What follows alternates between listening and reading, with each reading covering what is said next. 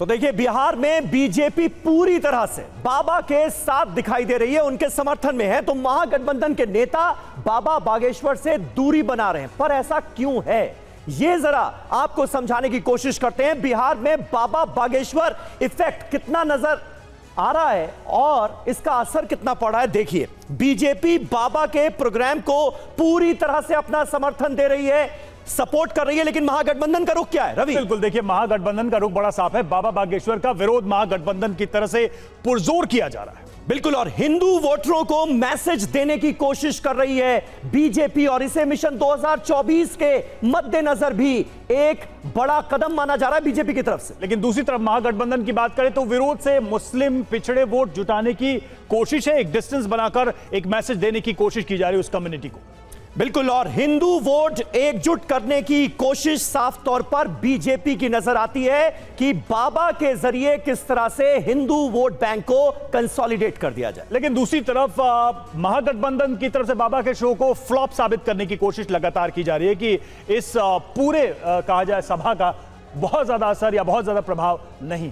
बिल्कुल, और हमारे साथ तमाम खास मेहमान इस वक्त मौजूद हैं, उनसे जल्दी से आपका तारुफ करा दें। डॉक्टर धनंजय गिरी हमारे साथ जुड़ गए हैं, बीजेपी के प्रवक्ता हैं, बिहार से ही आते हैं। अनवर हुसैन साहब हमारे साथ मौजूद हैं, आरजेडी के प्रवक्ता हैं, सत्ताधारी पार्टी के प्रवक्ता हैं। अनवर हुसैन साहब, पहला सवाल आपसे, इतना ऑब्जेक्शन क्यों है बाबा बागेश्वर को लेकर? तरह तरह के कटाक्ष आरजेडी की तरफ से, जेडीयू की तरफ से क्यों किए जा रहे हैं? कहीं रीजन ये तो नहीं कि बाबा सभी हिंदू जातियों को जोड़ने की बात कर रहे हैं जिससे दिक्कत हो रही है?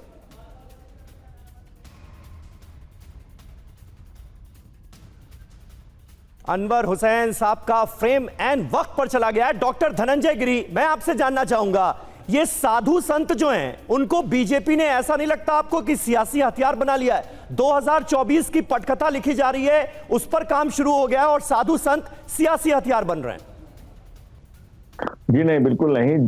साधु संत सनातनी समाज के झंडाबरदार हैं, उस सनातनी समाज की बात कर रहे हैं, ना तो चुनाव की बात कर रहे हैं न राजनीति की बात कर रहे हैं। वो तो कह रहे हैं कि हो चुका धर्म के ऊपर न्यौछावर हूं, मैं चढ़ा हुआ नैवेद्य देवता पर हूं। वो तो भगवान के काम में, श्री राम के काम में, हनुमान के काम में लगे हुए हैं। भाई श्री राम राज्य की स्थापना की कल्पना तो बापू ने भी की थी, महात्मा गांधी ने की थी।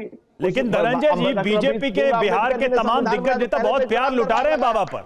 सबने देखा, गाड़ी चलाने से लेकर आरती उतारने से लेकर फूल माला पहनाने से लेकर मंच पर जमा होने से, ये सब कुछ है।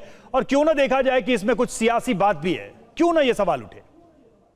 देखिए, जिसके पास जो होगा वही ना देगा। जिसके पास प्रेम है वो प्रेम देगा, जिसके पास द्वेष है वो द्वेष देगा, जिसके दिल में लालिमा है वो लालिमा देगा, जिसके दिल में कालिमा है वो कालिमा देगा। जिसके पास जो रहेगा, संत महात्माओं के, हमारे यहाँ संस्कृति है महात्माओं को, साधु संतों को अपने तरफ से न्यौछावर करने की, क्योंकि वो समाज के लिए खुद न्यौछावर हो चुके हैं लोग। तो समाज का ही दायित्व बनता है कि संत महात्माओं के साथ खड़ा हो। तो जिसके पास जो है वो दे रहा है। ठीक है, तो आप एकजुट करने की बात कर रहे हैं, और देखिए हमारे साथ अनवर हुसैन भी जुड़ गए जो कि आरजेडी से, उनसे हम बात करेंगे।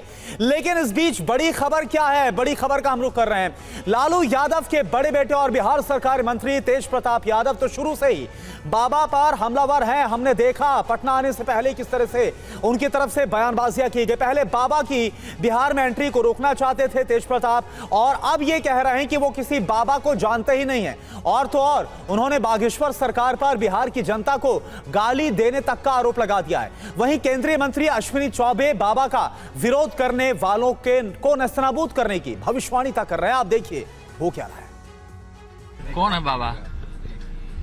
बाबा कौन? बाबा किस बाबा के बारे में बात कर रहे हैं?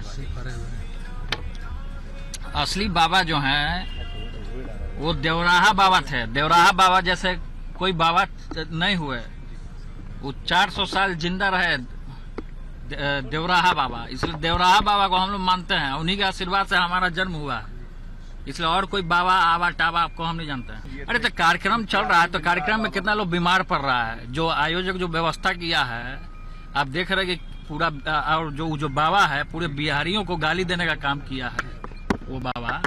तुम नस्तनाबूद हो जाओगे जो लोग ऐसे गंदे काम कर रहे हैं।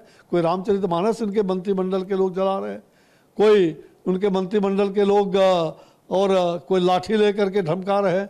ये लाठी पिलावन, लाठी दिखावन और लाठी ये तेल पिलावन, ये संस्कृति कहाँ से आ गई? अगर कोई भारत की संस्कृति को, भारत के सनातन को कोई आकर के एक आदर्श के रूप में राज्य को और देश को एक अच्छी बात कर रहा है, तो उनको, उनके साथ इस प्रकार का दुर्व्यवहार, बर्ताव